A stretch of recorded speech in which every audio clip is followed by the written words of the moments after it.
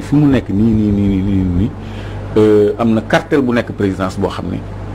ñu ngi def ci réew mi loo xam ne. cartel nga wax de. cartel. biir présidence. dafa am cartel au cœur de la présidence.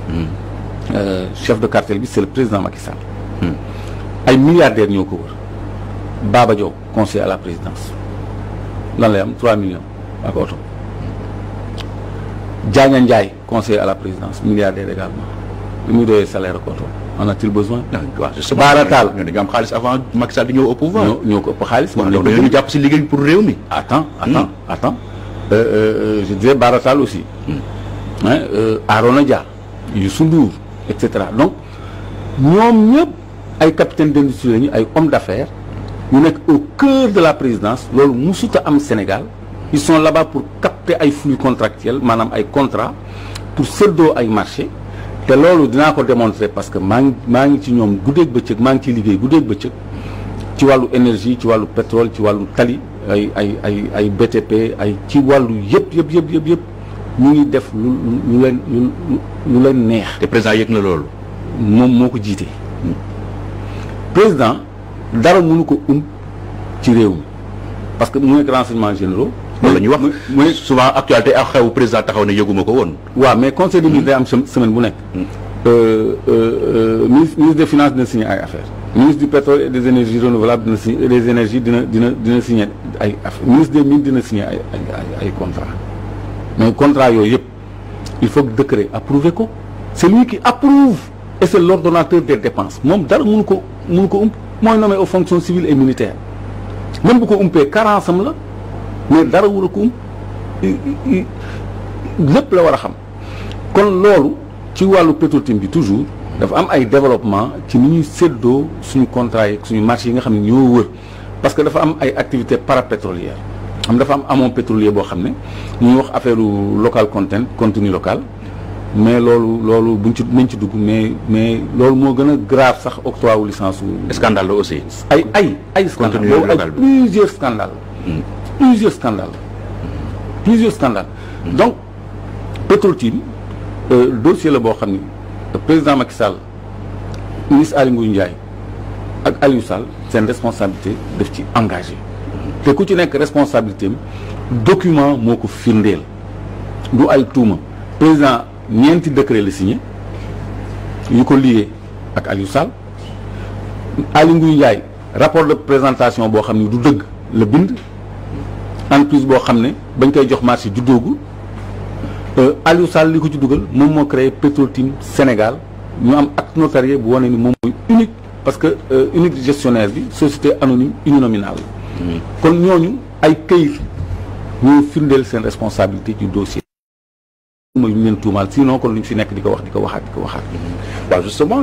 boo nee mbir mi dina leer bu fi président Macky Sall jógee et tout ça loolu est-ce que tey du leen inciter ñoom sax ñu gën a agrippé wu au pouvoir ci contexte bi ñuy wax 3e mandat parce que ñu bëri dañ naan il faut ngeen rassurer leen ki ñu mën a dem et tout ça yow d'accord ci loolu non d'accord ma ci loolu parce que xam nga loolu président Abdoulaye Wade mës na ko fi prôné pour le règlement des conflits en Afrique c'est-à-dire que président de la République bu fekkee ni ñetti choix rek lañ ko offrir la prison la mort ou l'exil day agrippé au pouvoir donc il faut faire des amnisties il faut donner des garanties pour que nit ñi mën a céder le pouvoir pour que dëkk yi mën a évoluer xëy na moom ñun man de tolluwuma niveau boobu ci xalaat man niveau bi ma toll mooy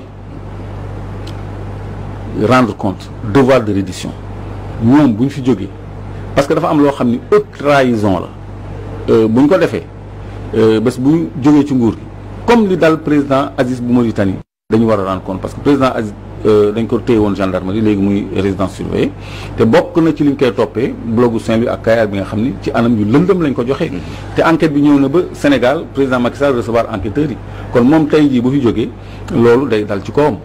day dal ci kawam fi jàppee Karim Wade ñëpp doon tëb fii naan waaw chasse aux sorcières la ak tout ça day defante est-ce que tamit loolu bu amee nit ñi duñu yaakaar ni loolu la tamit déedéet parce que bu fekkoon ni dañuy jël président Macky Sall rek ak entourage am ciblé ko mën na ko nuru mais bu fekkee ni dafa am ay firnde justice prouvé ni ñii dañoo jalgati yoon loolu dootul doon chasse aux sorcières te warul yem ci ñoom rek parce que président Aziz ak 357 dignitaires lañ ko jàpp foofu mënuñu wax chasse aux sorcières 357 dignitaires ay anciens ministres ay anciens DG ay anciens PCA loolu reddition la parce que dafa am loo xam ne ci réew haute trahison la mais xoolal suñu immeuble yi ñuy jaay biir Dakar li président Ousmane Sonko wax ay immobilier de liste ay anciens ministères ñu jël jaay kon léegi ñu ngi comprendre sax léegi lu tax ñoom wedd nañ ko nee nañ jaay ñu ko. non ils disent dañ ko loué. loué c'est ça. waaw mais Baye xam ngeen ni Baye c'est 99 ans loolu jaay la 99 ans jaay la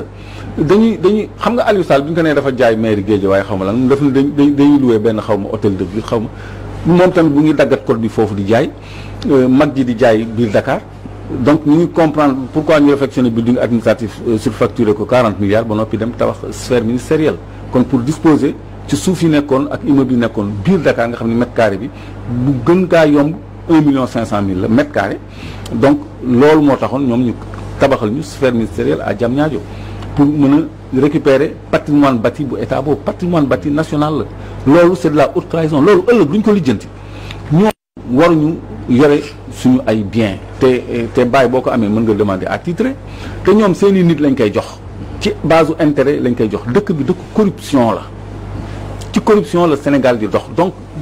joxe nañu pompier ay étranger lépp joxe nañ ko donc lu mel noonu mënoo ko lijjanti ëllëg ba noppi ñun la da ngay def chasse aux sorcières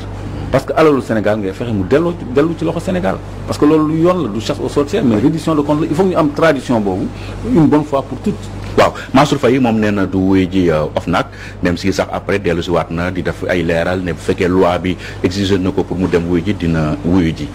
noo ko gisee loolu. non moom bu ko loi bi wooyu dina wuyu ji dañu wax ak moom. parce que dafa def njombe dafa def déclaration bu rëy. bu ma yoon wooyu. rappeler à l'ordre. waaw dañ ko rappeler à l'ordre parce que loolu mënut a ne président. waaw. dañ ko rappeler à l'ordre. ñoom ñëpp dañ leen di rappeler à l'ordre Bougazelli dañ ko ni démissionné mu démissionné comprendre donc moom dafa défier corps de contrôle yi défier justice mais défier tamit askan bi wan askan bi ni boo sësee ci Macky Sall mën nga def lu la neex te dara du la ci fekk mën nga sax bañ a wuyu ji yoon bu ko neexee parce que Moustapha Diop yéen a ngi ko fi fàttaliku ay magistrat la dàq bureau am saaga leen UMS def communiqué ñii la mu leen wax orma mayu leen ñu bind ko loolu saaga la te Cour des comptes moo ko doon contrôler mu dàq leen ay magistrat loolu def na fi chronique bi mujjul fenn moom dafa am promotion sax donc Mansour Faye ci tànk yooyu la topp rek ni buñ ko woyee di wuyu ji parce que nee na kenn rek la am ku ñuy rendre compte muy gorom président de la république quoi moom laay tuddee gorom parce que gorom la aussi général Ndiaye mu koy laaj amul ay goro ak ay fils ay doom ak yooyu. non day république donc bu waxee loolu président la bëgg wax. non président la bëgg a wax. mais man maay firndeel ni gorom la parce que xëy na loolu moo ko may mu nekk fi mu nekk ñu jox ko li ñu ko jox parce que quand même ministère bi mu yor c'est plus de 1300 milliards de budget boo sukkandikoo ci programme pas budget ministère bi ci bopp mais programme yi muy gérer ay Puma ak PUDC Promoville ak et cetera donc moom qualité de gendarme qualité de gorom moo ko may yenn taxawaay moom journaliste bu ko interviewé sax mu ne ko boo ma waxtee question bi ma tëj la xam nga ñooñu dañu teg seen bopp foo xam ne dañu am immunité quoi dañu jox seen bopp benn immunité boo xam ne ci seen affinité ak président de la république kese lañ ko teg. léegi coow li amoon ci diggante moom ak Ousmane Sonko yow attitude Ousmane Sonko boo nekkoon place am est-ce que di nga topp Mansour Faye ci terrain boobu. non pas du tout parce que vraiment moom am na lu gën a am solo lu mu war a tal parce que warul nangu ñu koy tirer ci polémique boo xam ne amul njëriñ li Sénégalais yi bëgg mooy Mansour Faye dem wuyu ji OFNAC débat boobu bu ñu nangu ñu divertir ñu ci wala di ko noyer ci ay problèmes personnels ay problèmes privés parce que OFNAC daf ko woo mu dem ba ci biir xam ni mënut a ñàkk wuyu ji ñoom dañuy bañ a dooleel ay mouvements citoyens yoo xam ne ñoom ñoo déposé plainte parce que am na ñoo xam ne sax ñu ngi koy wax ci plateau télévision su fekkee ni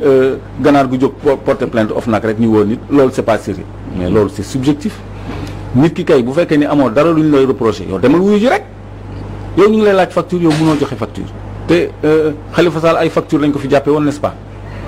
accélérer procédure am en 1 mois def na station juridiction yëpp ba Cour suprême en 1 an ñu dindi immunité parlementaire a posteriori destitué ko à posteriori révoqué ko. révocation moo gën a grave dañ ko révoqué mu perdre tous ses droits civils et politiques. ci ay factures. waa kii nag moom duñ jox suñu facture et puis du moom rek parce que def nañu aussi loi d'habilitation bu 1000 milliards président Macky Sall tamit il nous doit des comptes. faut rendre compte. ah oui parce que suñu xaalis la donc mënoo gérer suñu xaalis ba pare nga ni doo rendre compte ba noppi di défier code de contrôle. waaw loolu waruñu la ko may. léegi moo tax il a été rappelé à l'ordre.